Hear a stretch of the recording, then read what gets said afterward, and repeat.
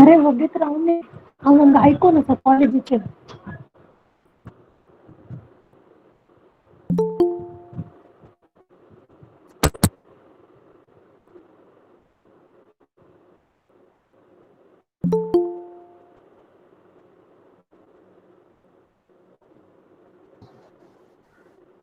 Charge है।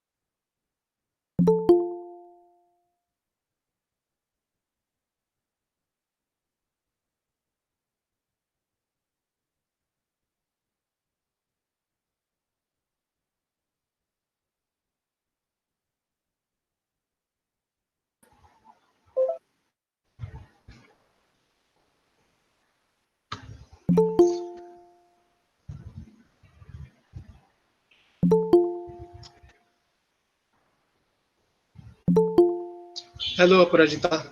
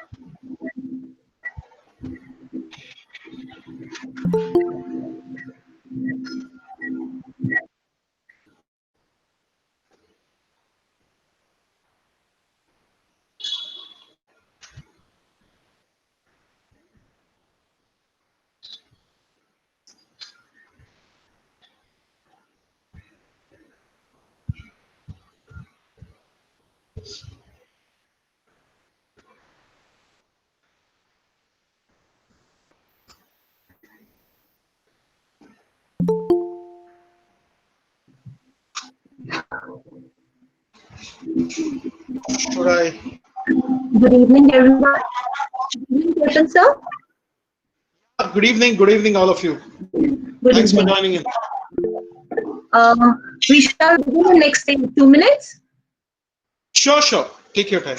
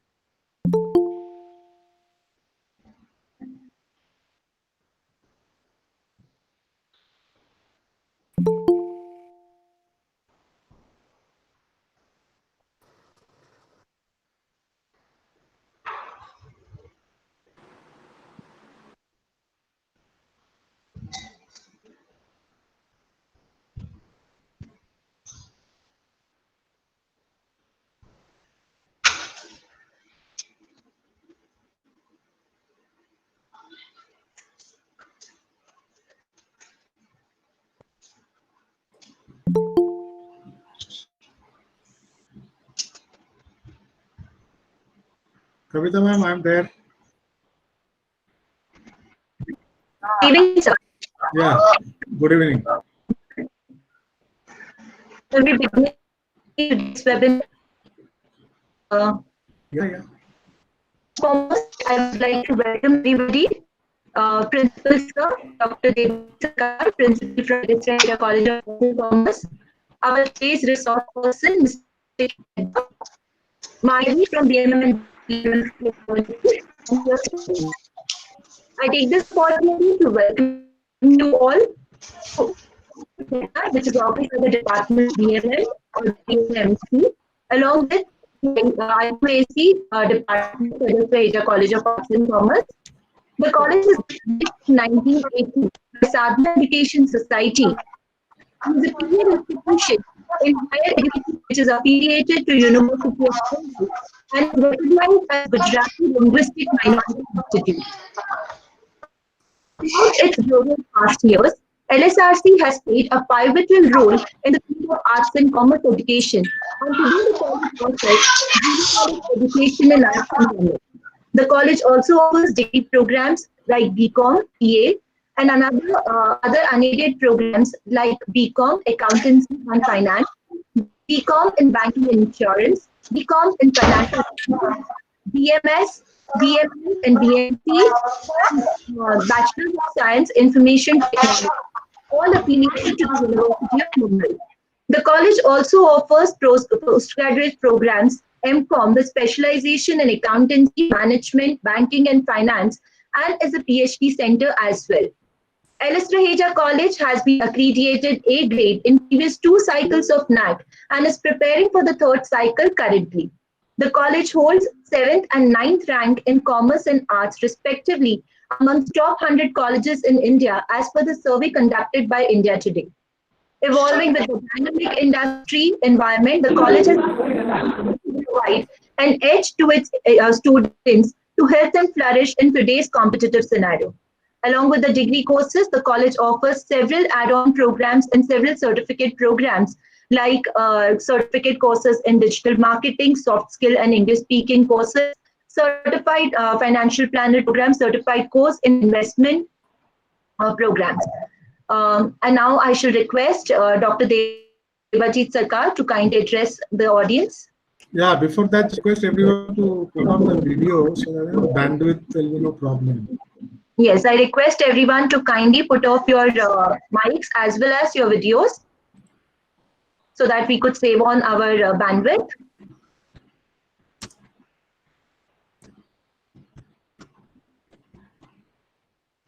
Very good afternoon to all. Hope all are doing well.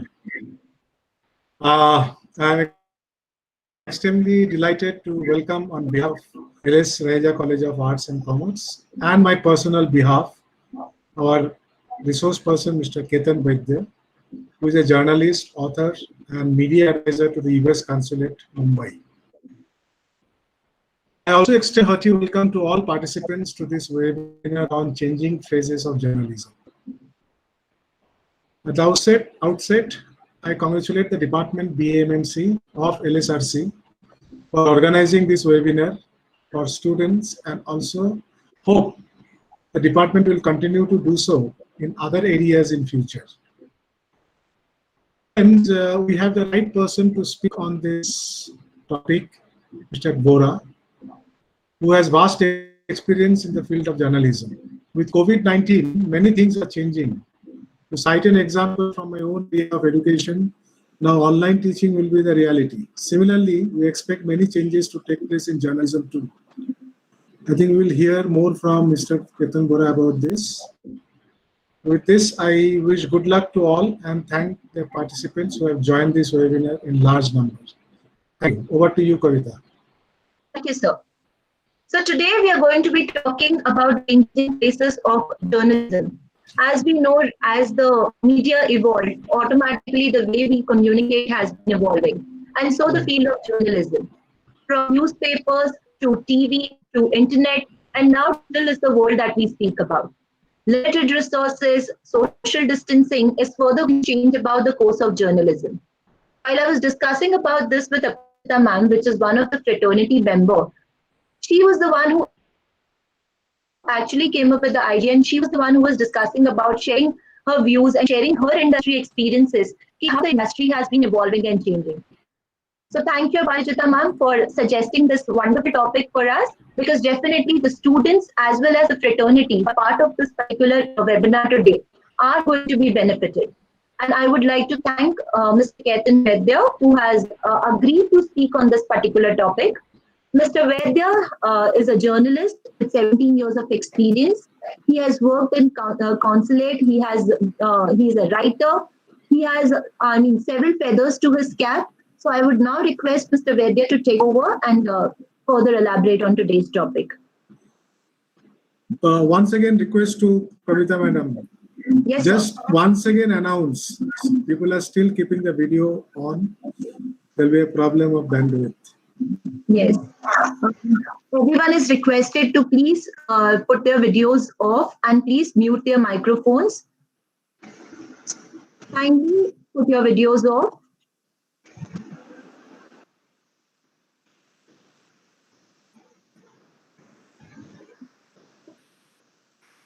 Over to you, sir. Yeah. Okay. Debajit sir and Kavita ma'am and Aparajita ma'am.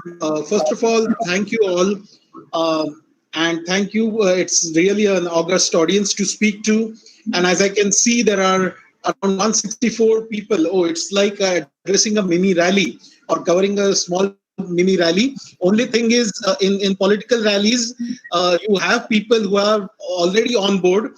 But here, I am interested with the difficult task of converting some, changing some minds, bringing them on board, and especially in times when journalism is going through really a tricky kind of a situation where not so many jobs are forthcoming, and the way we saw or perceive journalism is changing by every day.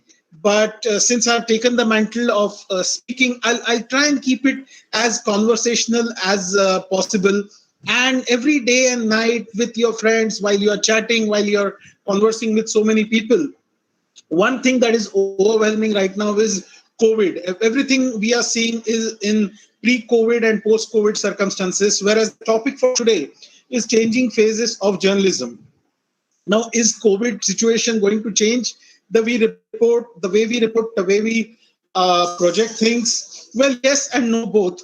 But I think I would keep that for last, because I think this is a vast canvas, and changing phases of journalism, especially for the practitioners and especially for the practitioners to be and media academicians, I think that will be of more interest.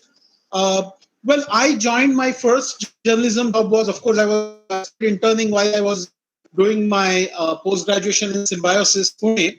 I started interning with a variety of channels, but my first job was in December 2002 when I joined Aaj Tak under Milind Kandekar and Uday Shankar, the chairman of Disney Corp now. He's the one who hired me, and 14 of us. Okay, so we were a small batch of around 16, 17 students, and almost 13, 14 of us got placed in Aaj Tak, because that was the year when Star News had started, and then I think in a year NDTV also started. So the early 2000 phase was really a phase because there were jobs galore.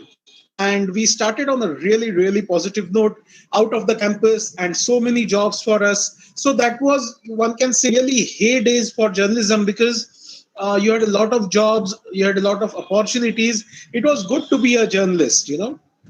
So since I am an author, so I keep on, and journalistic writing is like very matter of fact, present facts, present reality, whereas the author, so I live in these two personalities. So if 90s was dominated, the middle class discourse was मिल में नौकरी है तो अच्छा दूल्हा है, फिर 2000 में या सॉफ्टवेयर का जॉब है तो अच्छा परिवार है, you know, this typical middle class conversations. So I think the mid 2000 was that journalistic है तो journalism में है तो अच्छी खासी तनख्वाह है.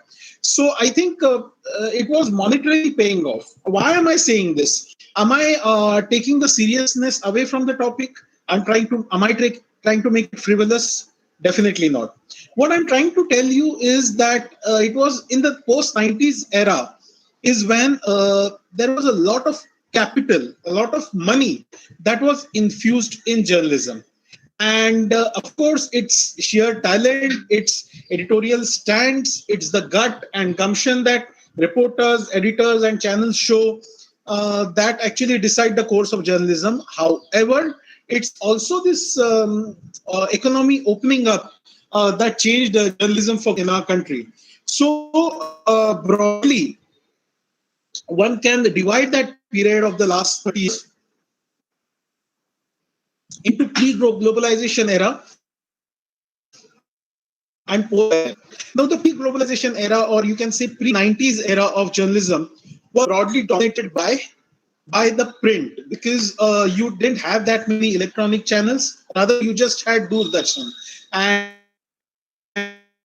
if there are any Doordarshan people around in the audience, but it was DD, and it was very dull. It failed miserably in its presentation. It was seen as a mouthpiece of government. It didn't take any independent stand.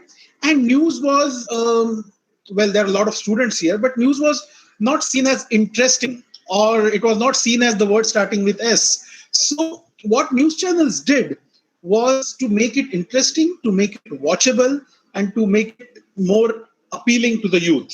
I can vouch for this because I was taught the way Aaj Tak writes. Aaj Tak don't go by chip hai ya nahi wala Aaj Tak. That's a later phase of Aaj Tak. But this was the early 2000 phase when Aaj Tak as a channel just launched. And believe you me, an half-hour bulletin, okay, and this is a story that is often told in Aaj Tak campuses. So there was a group of people, editors, who were close to Arun Puri. And one of them saw a file in a dusty Doordarshan office that Doordarshan wanted to start a half-an-hour program. Now, what was this half-an-hour program? It was a news program. And that's how Aaj Tak was born. First of all, Arun Puri said that, I'm happy with my Thomson Press, and I'm happy with this India Today magazine that I'm running. Okay, and they were actually doing this news track via VHS. If you, the old timers may remember that there was a news track company that was started by Arun Puri and his group. And news track was about current affairs, and they used to come out with this VHS cassettes during that period of time. So he flatly refused this proposal. He said that, okay, Doordarshan may have that idea, but we're not going to pitch. Then it took great amount of convincing by his group that he decided to launch this half an hour. And then you had Aaj Tak, and you had, of course, the leading lights that you see currently, be it Ashutosh or be it Punya Prasud Vajpayee. So they all belong to that Aaj Tak genre of journalism. And what Aaj Tak did was they used conversational approach. बोलचाल की भाषा उन्होंने इस्तेमाल की, बोलचाल की हिंदी इस्तेमाल की, और वो बोलचाल की हिंदी लोगों को अपील कर गई. Now Doordarshan had its own constraints. So what SP Singh, who was their editor, used to do is he used to make faces on television. He used to, after a news where he couldn't criticize government that openly, he used to do it with his non-verbal communication. He used to do it with his body language. And then Aaj Tak, then slowly economy opened. You had Z News, you had Aaj Tak, you had NDTV. Rupert Murdoch couldn't start his channels because of the certain rules. So NDTV was the kind of, so Star News invested, but it was NDTV which produced all the content and everything. So that's how you had channels, and you had news channels, and you had, and the government of the day actually allowed this to happen. Okay, criticism was fine. Fair play was fine. There were more channels that came into play. And that way you had this new breed of television journalists who caught the imagination. They got almost sort of star status. It was Rajdeep Sardesai. It was, Arnab Goswami was a junior player in the NDTV scheme of things. But Arnab Goswami, Rajdeep Sardesai, Barkha Dutt. On the Hindi side, of course, you had Deepak Chaurasia and all of them. So that was one phase. Now, what happened is, then you will ask me, when is the date? I cannot point the date or the year, but when did TV become so frivolous? TV becomes so, superficial. TV becomes so sensational. So one small economic figure is essential at this point of time. So if the whole TV budget or advertising budget is around 1,000 crores, then the amount of ad revenue that news channels get is 10%. Okay. Now this is just one figure. So if TV is getting around 1,000 crores for all the Saas Bahu and all the other series combined together, then news channels get only 10% of that pie. However, news channels at any given point of time are watched by only 3% of viewers. So 97% of viewers are watching something else. They are watching Saas Bahu, they are watching serials, they are watching programming channels, they are watching sports, they are watching films, they are watching everything else but news. So this is an interesting case where the advertisers are getting premium viewers. They are getting viewers in that bracket which is going to buy products of advertising of companies on news channels. However, the viewership is just 3%, but you are getting 10% of ad revenue.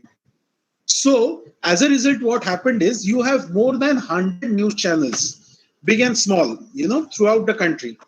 Now, of course, 100 may be a huge number, but there are only 20, 30 that get a huge chunk of that ad pie. Now, how do they get the pie? Okay, it's not as simple as that. The media planners have a detailed kind of a process to decide where the money goes and things like that. Like, for example, it was always the case that NDTV was behind in the ratings game.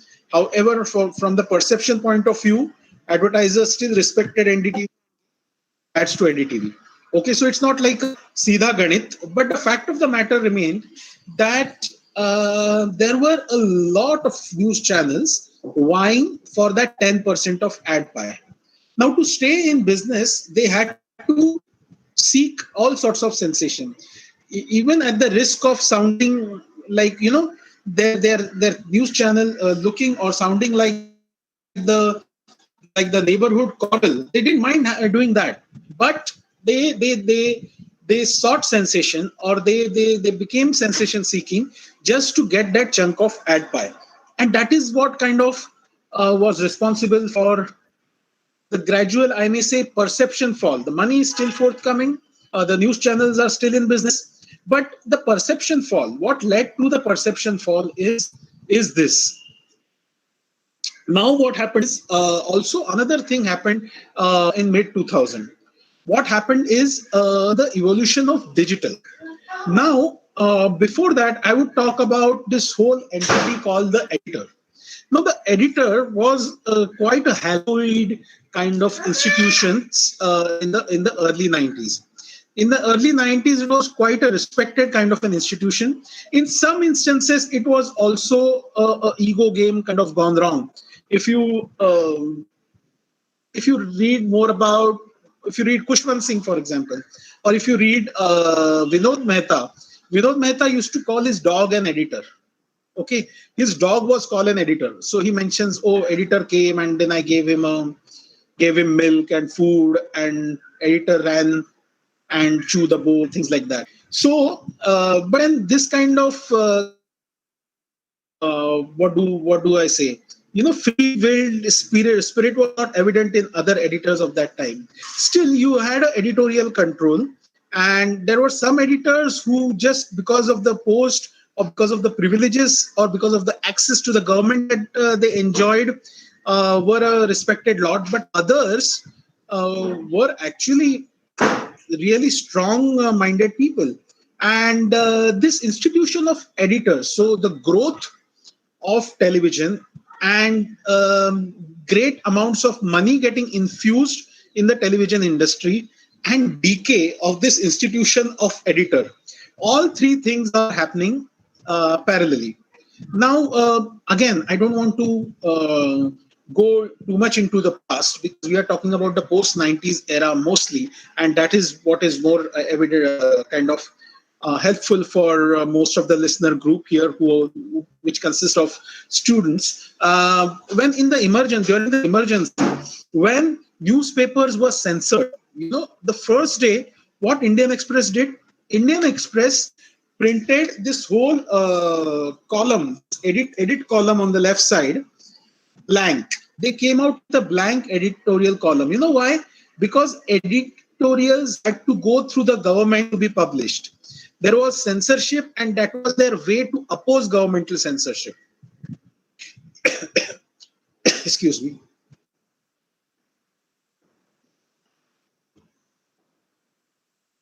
Dissent was at the center of being an editor. And exactly opposite has happened now. Okay, dissent has taken a backseat in the current scheme of things. So this institution of editor is something that is not so hallowed anymore, and that is my view. And we can have questions at the last. Yeah, Kavita ma'am has a message for all of you. Kindly put off your videos as well as your mics, because that's impacting the voice, it seems. So, yeah. So what has happened with the editor is, what was believed or what is commonly said, or what is a journalistic cliche, is don't shoot the messenger. Okay. Now I will add I will add one more thing to it. Don't shoot the messenger is still in vogue. What is added to don't shoot the messenger is messenger, but by the owner. So, there is some disturbance. Sachin Gupta, can you mute your audio? Yeah, thank you. Appreciate it. So, yeah, so now the current message in vogue is don't shoot the messenger, but buy the editor. See, earlier what politicians, people had to do is they had to fight or argue with hard-nosed editors. And then the owners. So I was talking about the Indian Express example. Okay, I was talking about the Indian Express example, and Indian Express could come out with a blank edit on their page and stood up, stand the government. Okay, let's tell 1,000, as they say. There's this picture that there is some Nazi tank. A guy is standing in front of the tank. That became an epic picture. Okay, so this step of Indian Express became an epic step of sorts in the resistance against the emergency that was imposed in our country. But what helped the editor in doing this was also the owner. The owners stood steadfast with the editor. Now, what has happened is, there are so many inbuilt political interests that have got kind of entangled with the profession of journalism, that press freedom has indeed gone for a toss. I may say, in like just a light-hearted way, is that I'm sort of a sleeping beauty of journalism, simply because I took a break from journalism in 2008, and then I again joined, and I joined as the city editor of DNA. Now, what happened in the 8 years, it's like a good case study, because 8 years back when I was in journalism, and then 8 years after when I joined it again in 2017, a lot had changed. The number of holy cows in the newsroom had changed. You couldn't write against a certain group of people, and that was never the case. Okay, that was never the case. In fact, there were instances that I can quote from my own career. So there are these self-redevelopment schemes going on in the city of Mumbai. And I remember in Worli, there were a group of slum dwellers who had gone for a self-redevelopment scheme. And there was this builder shark who wanted to, make use of people's this thing. So we did a story that people were going for self-redevelopment on Aaj Tak, okay? And there are builder interests, but people are going for self-redevelopment because they themselves or their group can become a builder, and they don't have to, go in and listen to the builder and his whims and fancies and all of that. Then I didn't get a call from a builder. I got a call from the local MLA, and he was, see, in journalism, everyone is a friend, or you can say an acquaintance. So this MLA was an acquaintance, so he was not speaking in a threatening tone and all that. But he said, "Oh, you did a wrong story." I said, "Yeah, what happened?" So he said, "No. Most of the people there are with the builder." And I could immediately join the dots in my mind. Till then, that run of the story had almost gotten over. Okay. And I went to my editor and said, "Hey, I got a call from this so-and-so MLA saying that, you had done an anti-builder story." So he said, "Okay, let's do one more." So, and it's this same editor. I saw there was this group of business interests. There was something happening in Bhivandi, I believe. And there were a group of power loom owners. And we were already doing stories in their favor, and how that there was something that had happened there, and how it was impacting the power loom industry and all that. And in front of me, they tried to offer a bribe to my editor. And I could see my editor, Shishir Joshi, I can take his name. He politely asked the security to just whisk them off, and he didn't. He flat refused the bribe. Okay, so there were such things. There were a couple of instances where I was offered a bribe and I turned it down. So there are black sheeps everywhere. Okay, and there are such things that happen.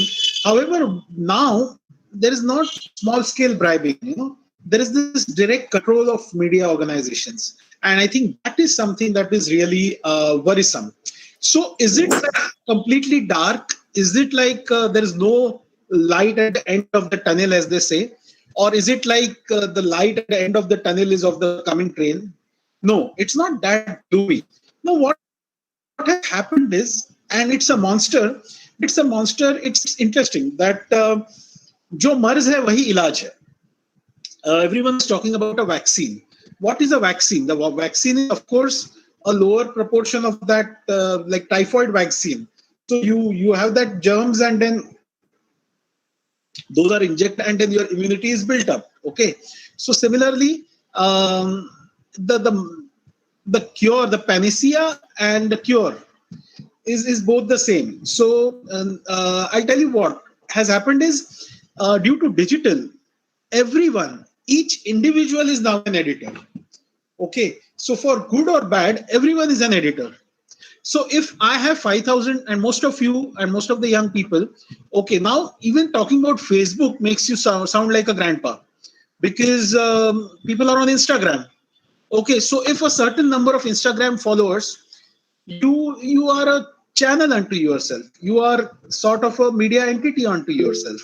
If you have 5,000 Facebook friends, it doesn't matter whether you're pouting or you're putting nonsensical messages, you're just putting poems, or you are using it for serious discourse. If you have 5,000 followers on Facebook, then you are your own editor. Which is the most watched media network in the world? It's YouTube. What are the kinds of videos that are seen on YouTube? I mean, of course, you cannot just classify this and that, but the most watched videos are food videos, are cat videos, and are baby videos. Like baby crying, baby falling, and such videos get the maximum number of viewers. Now, this is like a very existential crisis for all of us who are in the information business. Okay, the more superficial you are, the more kind of dumb you are, is getting more traction. So now that is a kind of a thing which you have to understand, that that it may be true that such videos may get traction, but in the longer run, I think it's the message that will be the winner. Okay, I wanted to tell you about this whole change or phases of journalism. So this phase is, of course, there are two phases in the post liberalization. One is, of course, about the emergence of these news channels, Indian media trying to stand on its 2 feet, and this new emerging digital kind of a journalism era. Okay, and again, there is a finance angle to this as well. So when I joined Aaj Tak, imagine we had the first outdoor broadcast van that Aaj Tak hired was slightly smaller than the. It had that much setup, and whenever there was a big disaster and when we wanted to go out of Mumbai, we used to take that huge truck. Rather, that huge truck used to leave before us, and then we used to go to these places. Imagine the amount of fuel, the amount of personnel and people, and then you had this huge heavy wire, and there was this stoutly built a truck driver who was also a makeshift engineer, and all of that, who had to pull the wire. And now it's so easy.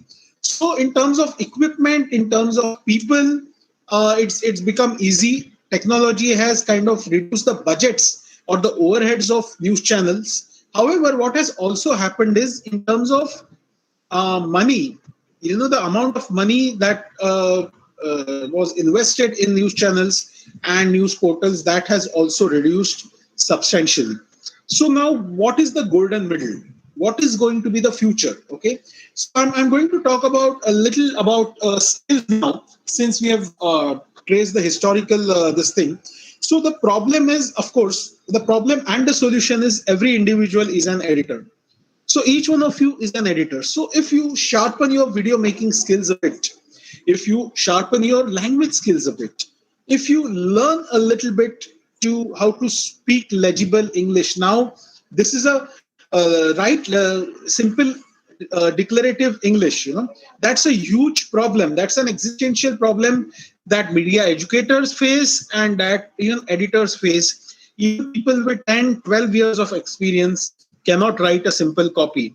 And I'm not talking as this compulsively negative-minded editor of sorts, But writing simple declarative English is really a pain. So I think the consolation or the positive fact is that if you have 5,000 followers on Facebook, or if you build a platform, then you are your own editor.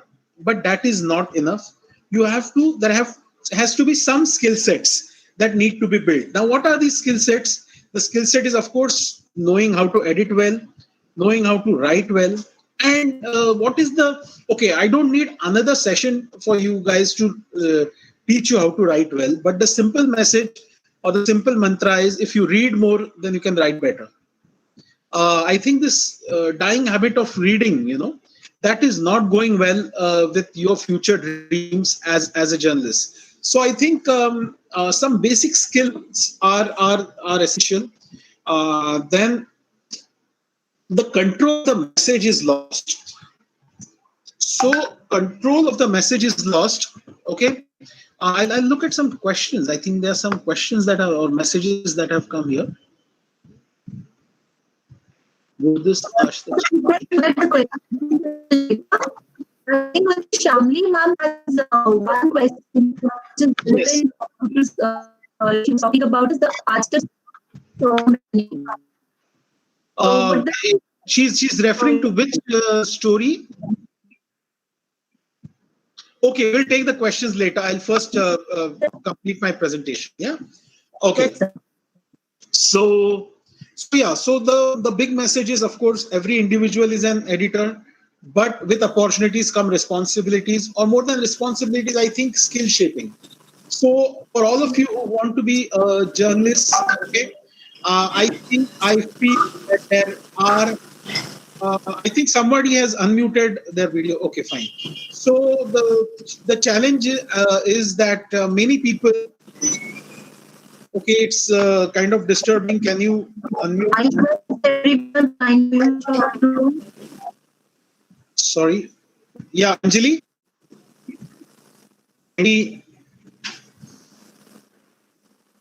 Kindly mute your video, your audio.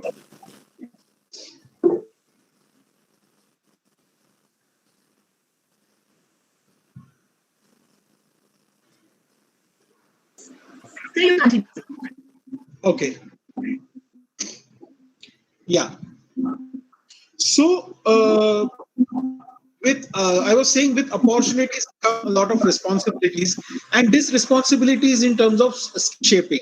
Another thing is a lot of media talent is in oversupply. So what happened typically when I kind of graduated from KC College before going to Symbiosis in 2000, there was this influx of a lot of BMM courses, and a lot of BMM coordinators have also joined.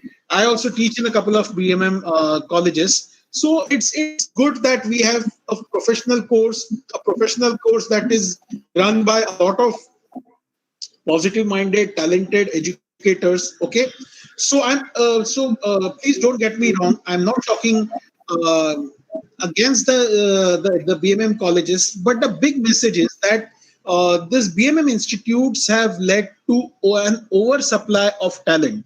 What happened is, in 2000, it was believed, because of this huge influx and investment into media, people felt that media growth will be parallel to the supply of talent.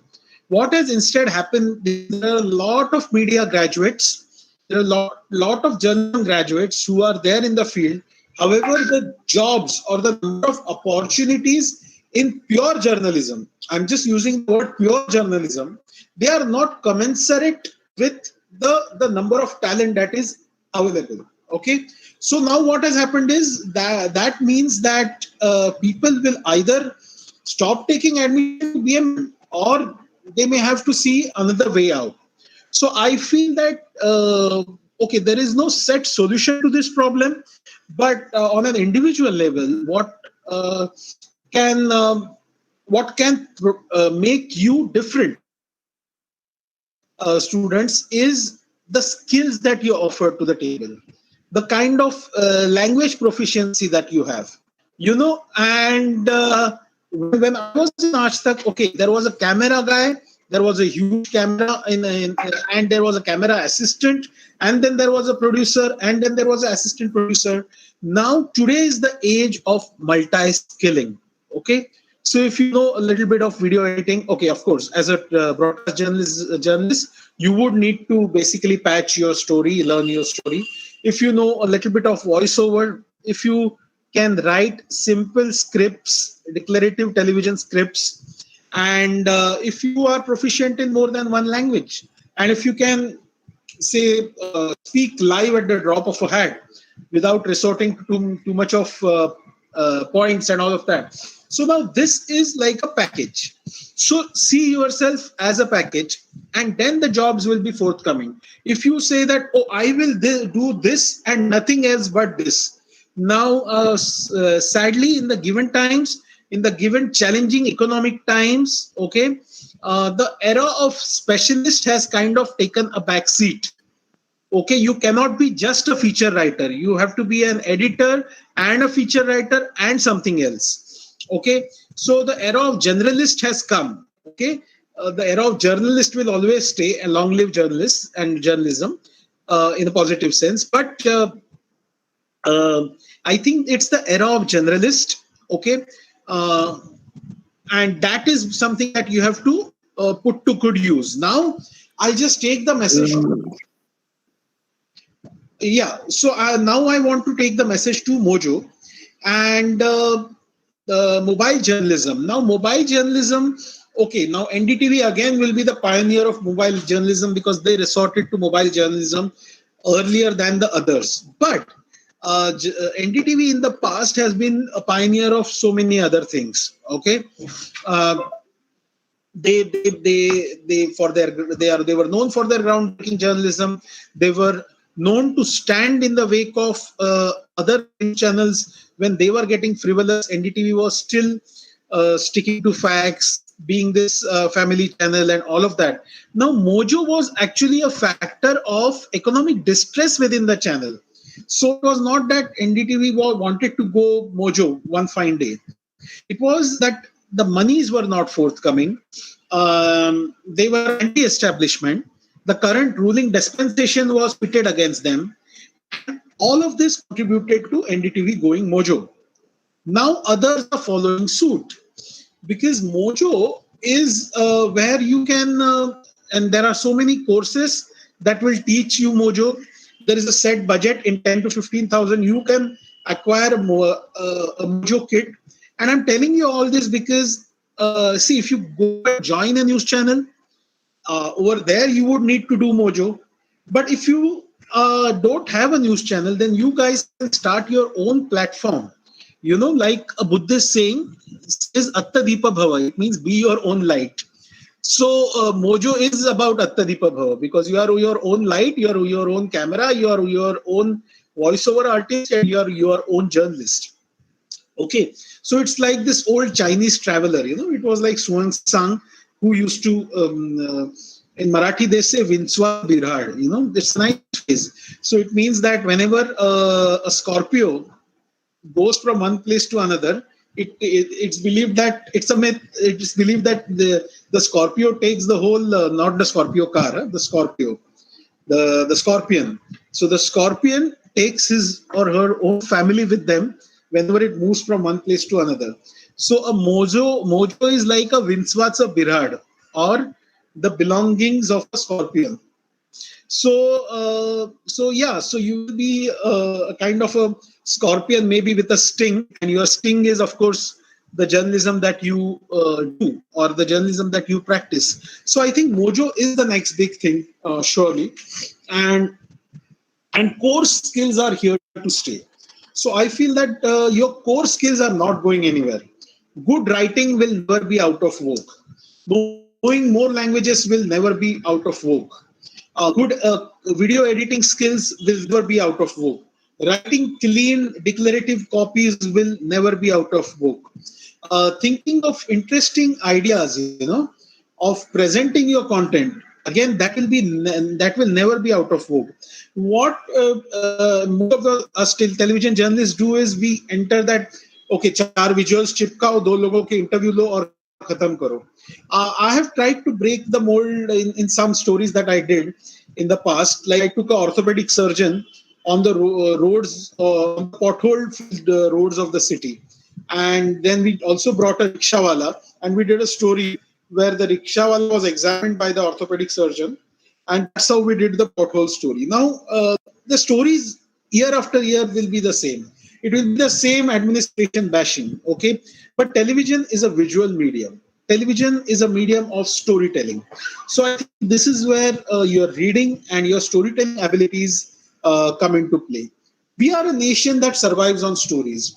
We are a nation where there is always a dominant story that define the prospect of elections. In the 70s, Indira Gandhi had the Garibi Hatao Nara. Okay. In the 80s, then after the emergency, it was Indira Hatao Nara. Then the Bofors was another narrative that changed the course of an election. Then it was post-Mandal politics. So then it was Achhe, even before the Achhe Din thing, it was India shining. So now some stories work, some messages don't work.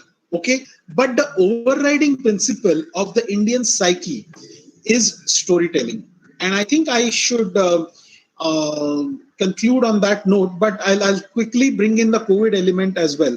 So I think what will stay, what will stay even in post-COVID times is good storytelling, is the basic skills of writing, is your ability to reach out to your viewer. There would be some, I wouldn't say cursory, but some basic essential changes that will happen in journalism. Okay, I think journalism, of course, will become more technology oriented. Journalists increasingly are using various technology that was there at their disposal. See, earlier, and Aparajita would remember from our NDTV days, where she was a former colleague, that the demarcation was straight. The editorial guys had to report, they had to write scripts, the production side took care of technology. Now that demarcation line is no longer there. Reporters have to wake up to the occasion, they have to be tech savvy, they have to be more kind of skill oriented, and cameramen cannot just shoot and sit. They also have to think beyond the box, because see, what has happened is, be it because of the economic downturn or be it because of the budget constraints, some self-imposed and some because of course, the changing market conditions, a lot of technical jobs have kind of ceased to exist in news channels. Okay, so I think it will be nice, I don't want to sound politically correct at all. There have been a substantial, rather significant loss of jobs in the journalism sector. Okay, and of course the reasons are economic.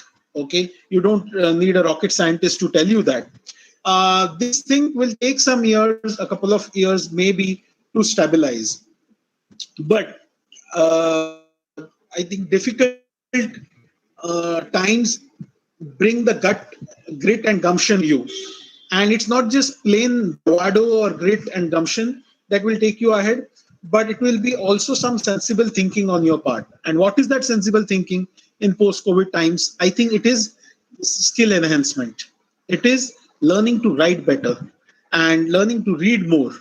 I think these core skills are what will differentiate you from others. And yeah, there is a sea of talent there, pool of talent there, but I think that will be the only differentiating factor for all of you. With that, I think it has been a one-way communication so far. So maybe let's hear more different perspectives, and I'll love to take some more questions.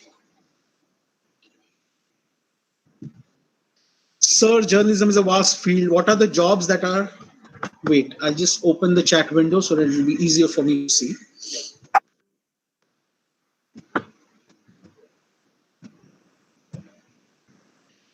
Okay. So, a lot of questions.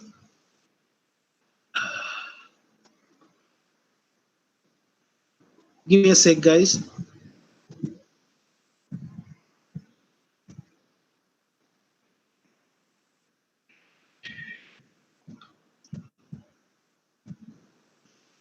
Well, I can see people from Thane, and I'm really happy, and it's really a humbling moment.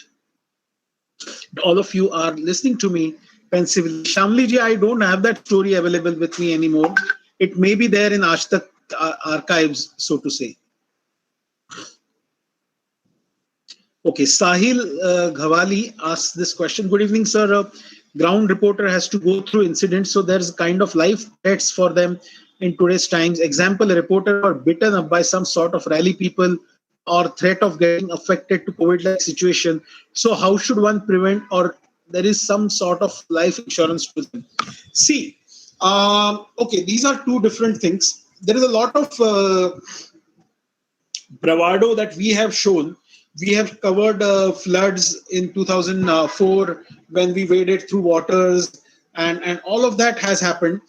There was one instance when I was covering bird flu in Jalgaon, and that stretch of the state in North Maharashtra has a lot of poultry owners. Okay, and what the government said is we don't know which birds are infected with bird flu and which chicken is infected with bird flu and which chicken is not. So we will en masse cull all the chickens and we will compensate the poultry owners. Okay, but they couldn't see so many chicken dying in front of them in their poultry farm, and so there was one poultry owner who attacked a local channel wala, and I was reporting on behalf of NDTV, and Chandan Gaikwad was my cameraman, and we took a hint and we just ran away from there. Had we stayed for 2 minutes more, we would have gotten beaten up.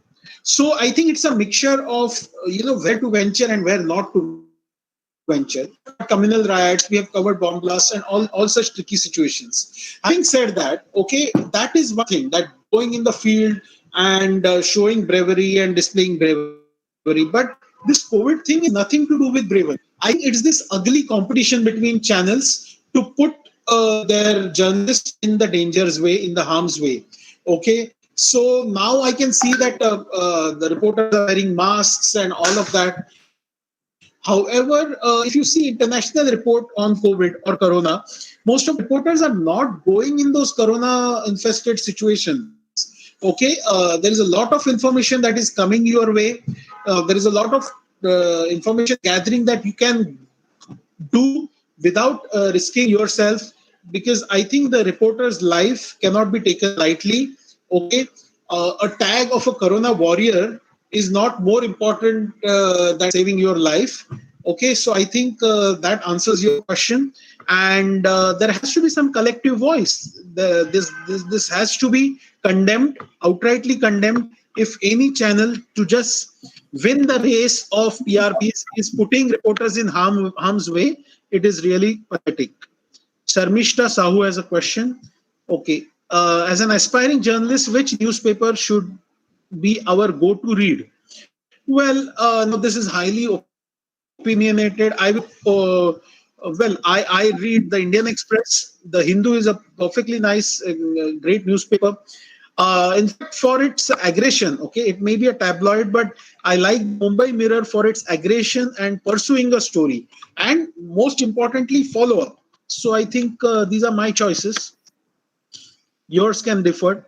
What's your opinion on biased media? Saurabh Singh is asking how much that affects ethical journalism, and don't you think being biased will only make things worse for future journalism? And how we expect people to believe in us? Well, there is a credibility crisis for journalism in India, surely. So, first of all, there is a credibility crisis. I said that "Don't shoot the messenger" was the earlier slogan. Now the slogan is "Don't shoot the messenger, by the owner." So now I think that has impacted the biases, and there are strong political biases. The biases that are evident in the Twitter ecosphere are also evident in journalism. So I think this is a passing phase and things will be better. Okay. Journalism is opinionated. There is nothing like neutral journalism. And ethical journalism, of course, so journalists are not flown in from space, or they are not given a class in ethics. Okay. I'm not defending unethical behavior. However, I think we are looking journalism less as a profession and more as a hallowed duty of sorts. First, let us be on the ground and look at journalism as a profession. And I think good stories are a fallout of the profession. Like I did some good stories during my career. Okay, but when the reporter goes out in the morning, then that person goes out to work just like any other person who goes out to work. Okay, there are certain instances where some stories are impactful, but again, a journalist cannot do impactful stories day in and day out for a living. What I got the what where your question is aimed at. You are asking whether bias is impacting ethical journalism. Yes, it is. But now people are more informed. It's not this hallowed editor informing people. People get their information from 10 different sources, and people can see the truth from the lies. So I think it's the people who will give an answer to channels and to journalistic outlets who are spreading bias instead of news. Almas Sayyed. Okay. How Sahil Gawali has another question. How one journalist comes with government propaganda and why is it essential? Comes with, you want to say counters with? Well, government propaganda, again, it depends on what channel you're working for. Sayed, are there enough opportunities for us in investigative journalism in India? Definitely yes. If your channel or the newspaper is not giving you opportunities, then you yourself can be your journalist. You can go in for citizen journalism. You can report, and that's where Mojo will come into play. Investigative journalism, can I elaborate? Well, I got the chance to do a nice, interesting sting when I was in Aaj Tak. The government was demolishing all the juggi jhopdis in the suburban Mumbai. And while they were saying that, oh, we don't want slums or illegal slums to grow in the city, they did go at the root of the problem. So what I did was we did a sting and we brought a house, a slum on camera. Okay, we didn't pay that person, but we brought a house and then we saw, through our story projected or showed that how easy it is to buy a house in a slum in the city. So you are not, so by just demolition, you are not addressing the problem of illegal slums. So that is one investigative story which we had done, and then that had its impact. I think impactful stories will happen only when there is a support. There is a editorial support your way. If channels are just chasing each other's TRPs, then that space is kind of reducing. Okay, but that zing should always be there. Diksha Veera, what do you suggest should be our next step after graduation? And sir, if you want to add on to our education for journalism, what courses would you recommend? Well, one thing good that has happened after COVID is that a lot of universities with their standing, with good standing, like Harvard, or there are other online platforms that have a lot of free courses that are good for your skill enhancement. So I think that is one thing. And second is bylines. The journalists in our batch who did well were those who were already doing or working while they were studying. So if you can have a sort of an engagement with a newspaper or an online outlet and gather a lot of bylines, it will give you two things. You will already be in thick of things. You will have some bylines and stories to your credit, and that way you will set yours apart from others. Prema Dongre is asking, sir, what do you think is the basic job of journalism? Is it just giving facts, or is it developing opinions, or in a way changing them for better? Well, as I said, Prema ji, we don't get up to change the world. A journalist gets up like any other professional to go to work. I think giving information, giving facts is our core responsibility, rather than coloring facts. Okay, and once we do that job well, then the next step is, of course, developing opinions and changing the society and all of that. Okay, so I think I'm not running away from the way you are perceiving journalism, but I feel that this basic giving facts is also something that people are not doing well, and that is something that people need to do well. Dear sir, ma'am, Harshal Shinde, if I had already started this seminar, I can see. Okay. Disha Vira, what should be our steps to become a successful journalist in this era of competition? Well, in a country of 130 crore people, there will always be competition. Okay, don't be bogged down by competition. Don't worry about it. Just compete with yourself is the takeaway that I will give.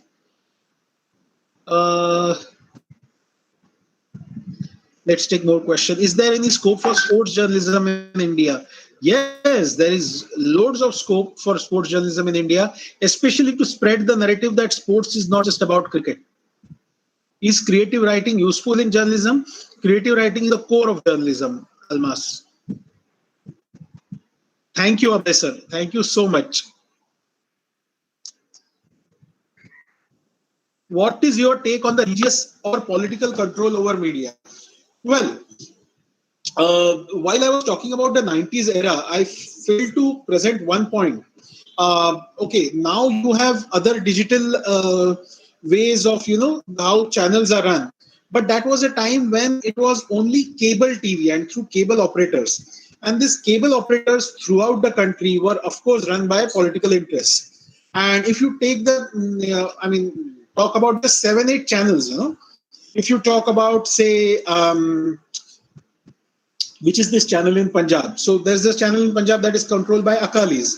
Then Kerala CPIM controls another channel. Sakshi channel again then controls Sakshi channel. In Maharashtra, Vilasrao Deshmukh used to control Ekmat, the newspaper. Then the Dardas control Lokmat. So there is, of course, a political control over media. Okay, and politics, I think. See, politics and government in a country like India move 50 kilometers out of Mumbai, and politics and government or collector's office dominate our life for good. Okay, so it's always people's resistance and politics, and people keeping your politicians in check. Okay, so there is nothing bad about political control over media as long as media is doing its job well. Religious control over media is a worrisome thing, and this is not the place to say all that. But again, the amount of ads that Patanjali group as a group gives news channels, the figures are staggering. So if that is what you meant by religious control over media. Hasti Shah, sir, what do you think about those journalists who run after or try to create controversies? Is the job of a good journalist is to drop light on information or create controversies for TRP? Again, this is a space of ethics, and ethics are always clashing with TRP. It's a fact of life, but I think good stories will always get a positive impact, and the space for good stories will always be there. Sahil, okay. Then Rutuja Kamble, sir, nowadays people look at media as a very corrupted scenario. People have a very negative attitude towards media. How we can bring the trust of the people in this era how we can become a successful journalist. So I think the echo chamber should be more populated with positive stories. Okay, so when the going gets tough, the tough gets going. And I think, yeah, there is a lot of frivolous journalism, opinionated, biased, politically motivated journalism around us. Okay, but still good journalism stays, and good journalism kind of triumphs. Look at what is happening in the US. Look at like CNN or other news channels. They get the flag day in and day out from Trump. But the way they are taking the powers that be, the way they are facing the government, and with great sadness, journalistic outlets, if you mean to say that, is pro-government. Which TV channel follows healthy journalism? Any recommendation? I think the BBC, and BBC is not an Indian channel, just to increase TRP or something else. When news channel became Indian, journalism is a vast field.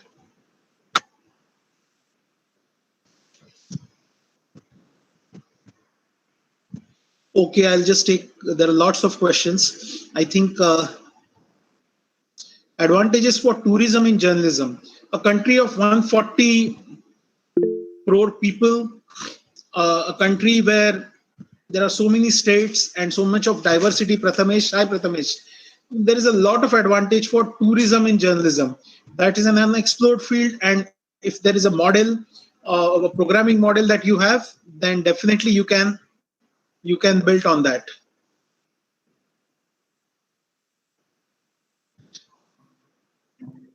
So we can take a couple of questions which have not been discussed yet. Yes. People can mute themselves and ask questions now. So one is Ritik is asking that we've seen many cases have been filed against some journalists in recent days. So what is your view on the same? Can you specifically mention which cases?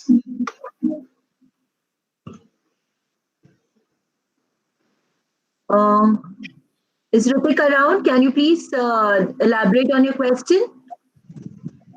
Or we can go to another question. Journalism have too much of impact on journalism nowadays. Yellow journalism having too much impact. Okay.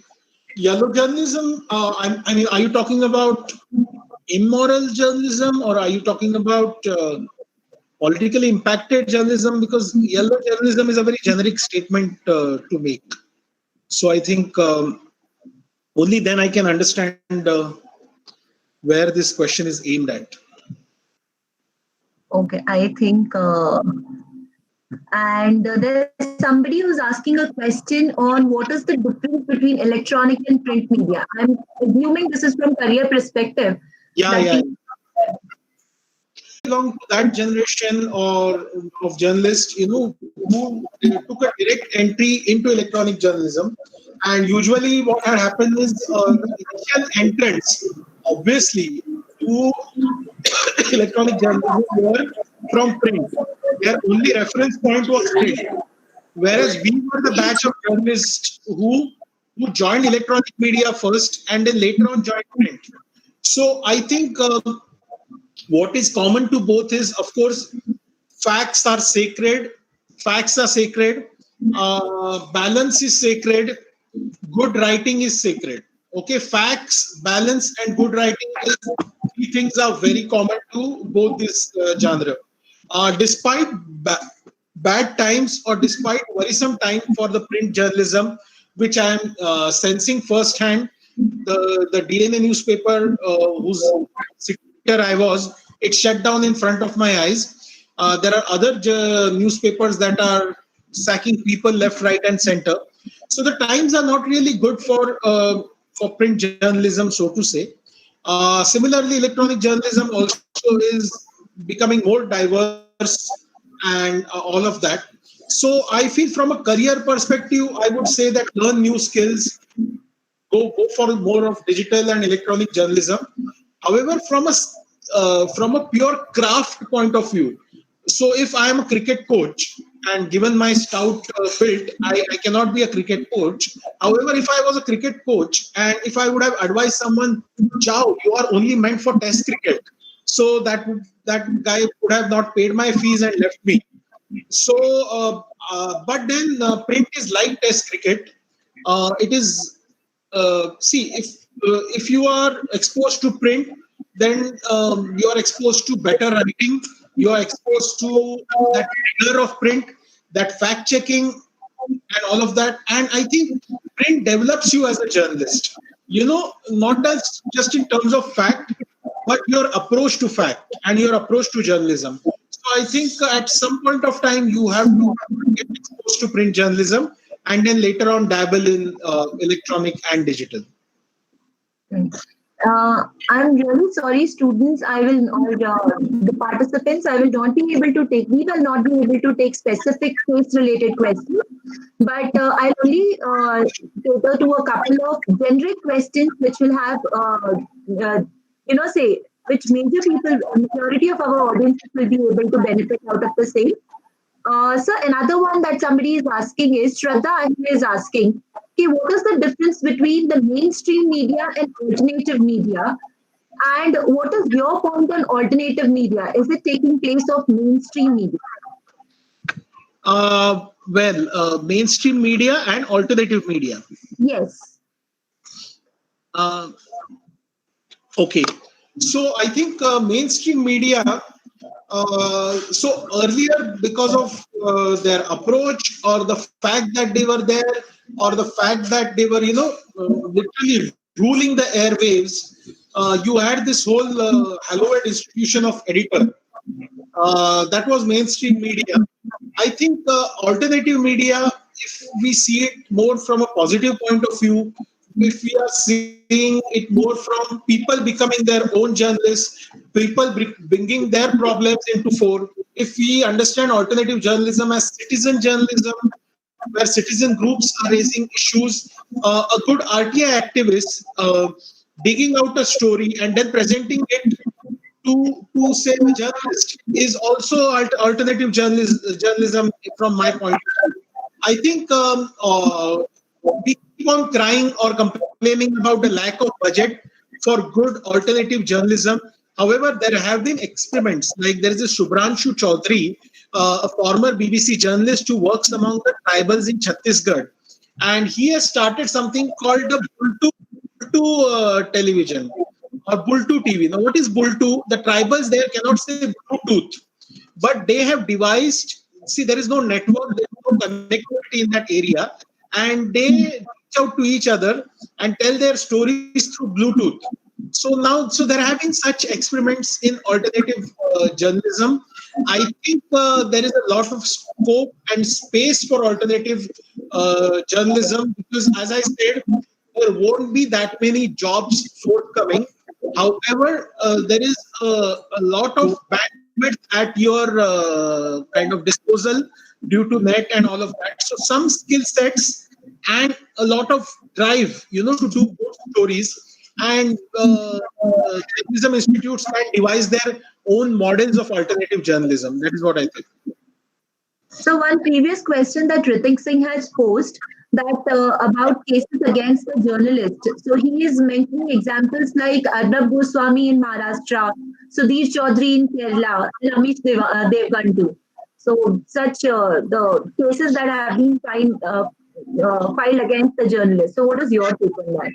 Well, interestingly, coincidentally, all the three examples that the person has mentioned, of course, on paper, they are journalists, but of course, they are hugely opinionated anchors as well, be it Sudhir Chaudhary or be it Amish Devgan or Arnab Goswami, so to say. The kind of things that they say to their panelists, and I'm not going on a moral kind of a journey here, okay? But they engage in communal diatribe, and that is unconstitutional. So I think as journalists, we should respect the Constitution and the spirit of Constitution. And because they are celebrities, any case against them gets a lot of media attention.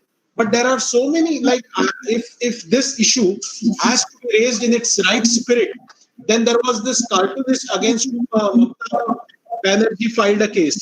Okay, or there are many small-time journalists against whom local politicians file a case. So I think these cases where creativity is suppressed, these cases where free thinking is suppressed, should be brought more to the fore. And some cases, politically motivated cases, okay, cases against journalism is bad, cases against journalists is bad. But interestingly, all the three examples we have given are of celebrity anchors who spew venom day in and day out and engage in absolute diatribe during prime time and spread a lot of venom and engage in kind of their brand of politics. So I think this question is relevant. It needs to be asked to the right people in the right spirit, and finally, why the state has got so much powerful, because it has been successful in dividing the journalists. All of you are media students. You must have learned Chomsky's filters, Noam Chomsky's filters, and how the state tries to journalism. So I think that is where and I think so we will take a last question. Sure, I'm fine to taking a couple of more questions. Okay, sir. Then there is somebody who is asking, Harshal Shinde has a question. What do you think about left-wing propaganda? Always true. BBC Hindi, NDTV, the press. What is your thinking about the left-wing propaganda? Wouldn't repeat the expletives that came along with it, but he tells me in his own trademark way that, "Arey, wo tumhare bhai nahi hai." Now, that's an important journalist lesson, however dumb it may sound. But I was covering a morcha, and I was being a journalist. First, we have learned to become a journalist and report on facts. The left wing and right wing will take care of themselves, as long as we are reporting story and making use of our freedom. See, the difference between US and us is that we have freedom of expressions, whereas the First Amendment in the US gives you the freedom of press. I think we should, be it left wing or be it right wing, the wings should get in the country together and raise more voice for freedom of press, because beyond the point, you don't have freedom of press in the country. So I think the advocacy should be to bring more freedom of press in the country, rather than just hang on our branches of ideology. Okay, I'm not saying ideology is irrelevant. Ideology is relevant. However, fighting for our journalistic freedom is even more relevant. And so another one we have is, which channel is providing fact news or trustworthy, and how do we know whether the channel is giving the real news? See, many channels have landed with an egg on their face, because the line between fact and fiction is increasingly getting blurred. I also run an ideas platform. It's my startup called Musafir Talks. I mean, Musafir Walks is my startup. So I brought in someone from. So he's a fact checker, and there are many people now who are getting into the business of fact checking. Even Facebook and other social media sites are hiring people for fact checking. So after the demonetization, किसी को note में chip मिल गई, किसी को कुछ मिल गया, किसी को कुछ मिल गया. But then most of these news channels were later on trolled. Okay, there were memes against them, and they were made fun of. So I think slowly channels will have woken up, or they will wake up to the responsibility of having a fact check desk. Okay, I don't recall the Oscar-winning film. It was about the Washington Post, I think. So the Post is doing a big story against the government, and you have to see in that movie the levels of fact checking that happens there. So this is a basic of journalism that we have seen to God, and I think the more eggs that these news channels will land on their face, more responsive they will be to the need of more stringent strong fact checking in their newsrooms. So finally, if you could just give a piece of advice to the students who aspire to be journalists, because as you mentioned, there is going to be a job crunch, there is going to be difficult for people who want to take a journalistic jobs or get into core journalism. So what is going to be your advice to such students? Well, I think full BMM courses going on in the city. Okay.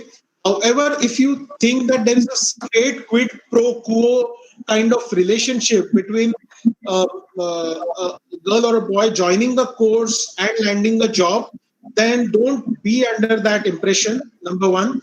Number two, it's not like IIT, get into an IIT and then land in a job in Silicon Valley. I think this is a demanding profession. This is a profession that requires loads and loads of emotional intelligence plus skill enhancement. So the 3 years that you take up a BMM course, you should also get a lot of bylines, or you should parallelly keep on writing and develop a portfolio of your own. Okay, the institute will take you only till a certain point. Okay, but it's you who would stand apart. And I think that is where it boils down to. Frankly, I would shy away from saying that things are really bad, and it's one of the toughest days for journalism, economically, perceptionally, from the people's point of view, how people see journalism, and also how the powers that be are trying to suppress good journalism in the country. But I think the best things have always come during such times, be it emergency, be it the freedom movement. So I think there is a lot of positivity that you need to come to the journalism field. And once after you pass out after 3 years, I think things will be way better. And the person with skills, right approach, good writing will succeed and triumph. Thank you so much, sir. We will end the session here. Thank you to all the participants. Thank you so much, sir, for sharing your expertise, answering so many questions, and solving so many queries that our students had. It was really for the piece of advice, definitely something that future journalists should be looking forward to. It was really very informative. Thank you to all the participants who have been so interactive, who have been so into the session. It was really a very nourishing, a very informative session for all of us. Thank you very much. Thank you for giving the opportunity. I request all the participants to please fill the feedback form for the certificate.